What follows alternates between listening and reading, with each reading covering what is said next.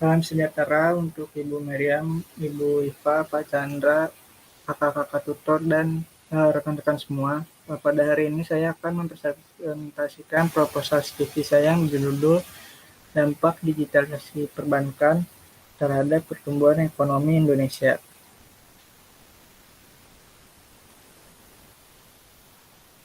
Pada bab 1.1 itu latar belakang, saat ini teknologi digital ini mengalami perkembangan yang pesat setiap tahunnya. Hal ini didorong karena adanya revolusi industri 4.0 yang terjadi pada awal tahun 2000 hingga saat ini. Yang saat ini juga lebih dikenal dengan era digitalisasi. Dalam grafik 1 dapat lihat bahwa garis yang berwarna ungu itu negara berkembang mengalami perkembangan penggunaan internet yang lebih pesat jika dibandingkan dengan garis yang berwarna biru yaitu negara maju. Lalu selanjutnya grafik kedua dapat dilihat bahwa tren digitalisasi ini telah mendorong sektor keuangan baik itu bank dan non-bank dalam penggunaan transaksi digitalnya. Hal ini dapat dilihat bahwa volumenya mengalami peningkatan yang sangat besar jika dibandingkan dengan penggunaan kartu debit dan kartu kredit. Lalu lanjut kepada bab 1.2 yaitu rumusan masalah. Pada grafik tersebut dapat dilihat bahwa tingkat unbank di Indonesia ini masih sangat tinggi jika dibandingkan dengan negara seperti Singapura, Thailand, Malaysia, serta India.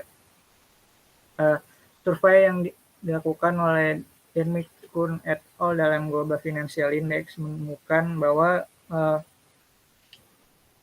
negara dengan populasi yang paling banyak tidak memiliki akses kepada perbankan antara lain yaitu negara China, India, Pakistan, serta Indonesia.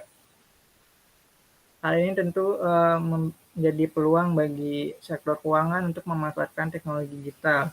Dengan adanya teknologi digital akan membuat masyarakat yang sebelumnya tidak memiliki akses terhadap sektor keuangan menjadi lebih mudah.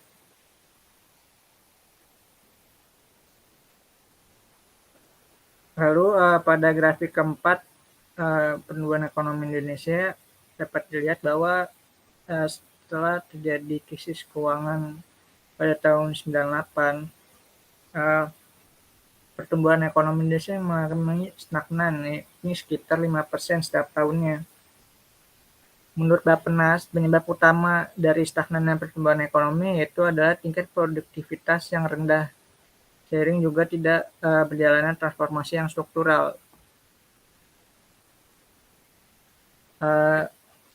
Menurut Bappenas, dengan adanya digitalisasi di sektor keuangan akan meningkatkan produktivitas serta efisiensi dalam produksi serta memberikan kemudahan dan kenyamanan bagi konsumen. Lalu selanjutnya dalam bab 1.3 yaitu tujuan penelitian.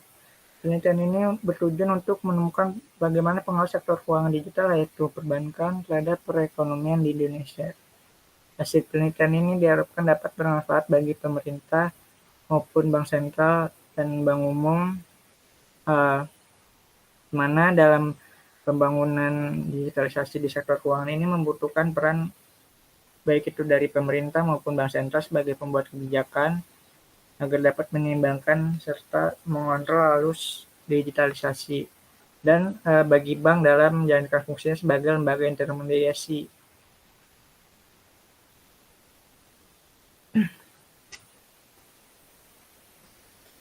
Lalu selanjutnya dalam bab 2.1 pada landasan teori, di sini teori yang saya gunakan yaitu teori yang pertama teori pertumbuhan neoklasik yang dikembangkan oleh M. Solow pada tahun 1956. Dalam teorinya ia berdasarkan pada model produksi Cobb Douglas, di mana modelnya yaitu sebagai berikut.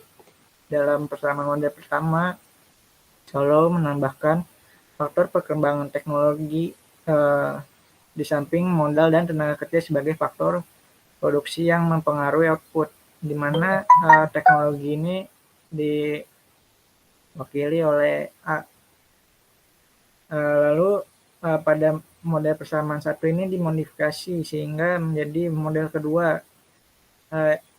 Pada model kedua ini menunjukkan hubungan antara tingkat pertumbuhan output yaitu GY terhadap tingkat pertumbuhan inputnya sebagai berikut, yaitu GI yaitu tingkat pertumbuhan teknologi, GK yaitu tingkat pertumbuhan modal, dan GL yaitu tingkat pertumbuhan tenaga kerja.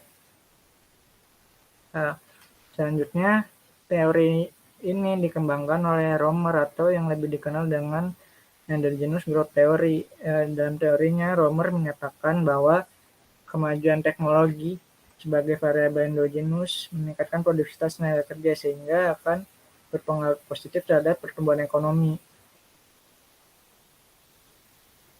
Selanjutnya pada bab 2.2 yaitu penelitian terdahulu.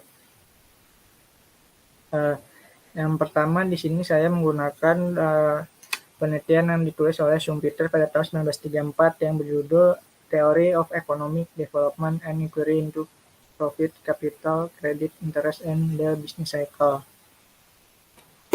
Dalam penelitiannya, Schumpeter menyatakan bahwa perkembangan pembangunan pasar keuangan akan mendorong peningkatan penawaran terhadap jasa keuangan yang nantinya akan meningkatkan pertumbuhan ekonomi di negara tersebut atau dikenal dengan supply leading hypothesis. Selanjutnya, dalam penelitian Goldsmith tahun 1970 yang berjudul Financial Structure Development, dalam penelitiannya Goldsmith menemukan bahwa terdapat hubungan yang terjadi antara financial structure dan pertumbuhan ekonomi di suatu negara. Hal ini karena mobilisasi dana yang dilakukan oleh sektor keuangan akan menggerakkan dana dari pihak yang memiliki kelebihan dana terhadap pihak yang kekurangan dana. Dengan adanya institusi keuangan yang melakukan inovasi teknologi akan menciptakan efisiensi dari proses mobilisasi tersebut. Lalu selanjutnya penelitian yang dilakukan oleh TDC tahun 2005 yang berjudul Financial Development and Technology. Penelitian ini meneliti tentang dampak sektor keuangan terhadap laju pertumbuhan ekonomi di 38 negara. Ia menemukan bahwa laju pertumbuhan ekonomi dalam satu negara ini dipengaruhi oleh pertumbuhan sektor keuangan dalam memanfaatkan perkembangan teknologi. Hal ini karena inovasi yang dilakukan oleh sektor keuangan akan menjadi stimulus utama dalam mendorong produktivitas perekonomian melalui mobilisasi modal dan pembagian resiko. Hal ini pada akhirnya akan meningkatkan pertumbuhan ekonomi sektoral di negara tersebut. Lalu penelitian dilakukan oleh Thiel tahun 2011 yang berjudul Financial and Economic Growth menjelaskan bahwa institusi keuangan berkemungkinan memberikan kontribusi dalam mengevaluasi dan mengontrol proyek yang berkaitan dengan investasi yang menguntungkan negara tersebut sehingga akan mendorong pertumbuhan ekonomi di negara tersebut. Lalu penelitian yang dilakukan oleh Nyasao Diambo tahun 2015 yang berjudul Economic Growth and Market-Based Financial System. Mereka menemukan bahwa terdapat 3 arah hubungan kausalitas yang berbeda, di mana dalam hubungan yang pertama yaitu sektor keuangan yang mempengaruhi pertumbuhan ekonomi, lalu yang kedua yaitu pertumbuhan ekonomi yang mempengaruhi pertumbuhan sektor keuangan, serta yang ketiga yaitu hubungan kausalitas 2 arah di mana pertumbuhan ekonomi dan sektor keuangan saling mempengaruhi satu sama lain. Sehingga mereka menyimpulkan bahwa perkembangan sektor keuangan terhadap pertumbuhan ekonominya hubungannya masih tidak jelas dan bervariasi tergantung dari proksi yang digunakan dalam penelitian serta data dan sampel yang berbeda antar negara. Sehingga selanjutnya yaitu bab 2.3 kerangka konseptual yang saya gunakan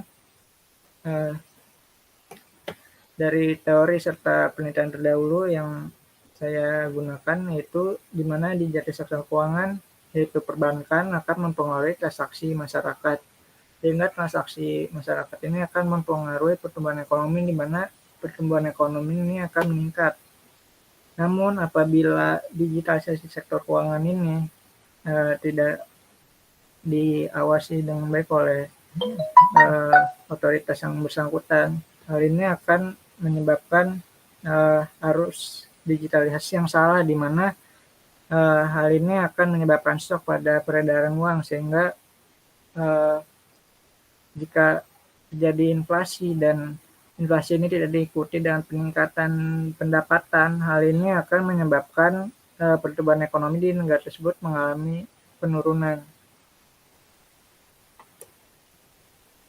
Selanjutnya, data penelitian yang saya gunakan yaitu sebagai berikut, di mana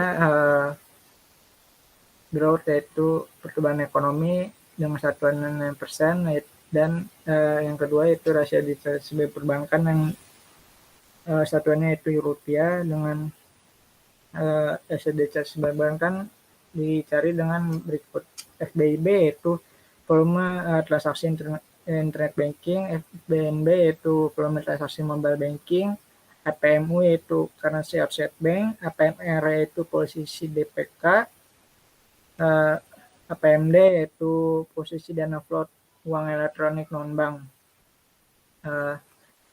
Lalu yang ketiga yaitu rasio transaksi digital dengan satuannya yaitu rupiah, yang dicari dengan cara berikut, yaitu NF adalah volume transaksi internet banking, NBIB itu volume transaksi mobile banking, dan NBSB yaitu dan PDB yaitu produksi domestik bruto, dan TS yaitu tiket size uang elektronik non-bank dan bank.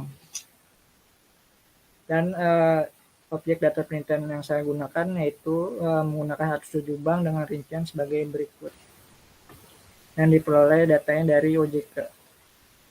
Dan pengembangan model yang saya gunakan adalah sebagai berikut, di mana growth yaitu pertumbuhan ekonomi Indonesia akan dipengaruhi oleh yang pertama yaitu LDB, rasio digitalisasi bank, yang kedua rasio transaksi digital, dan INF yaitu inflasi, tingkat inflasi. Yang terakhir berikut adalah daftar pustaka yang saya gunakan dalam penelitian ini. Sekian dari saya, terima kasih dan sehat selalu.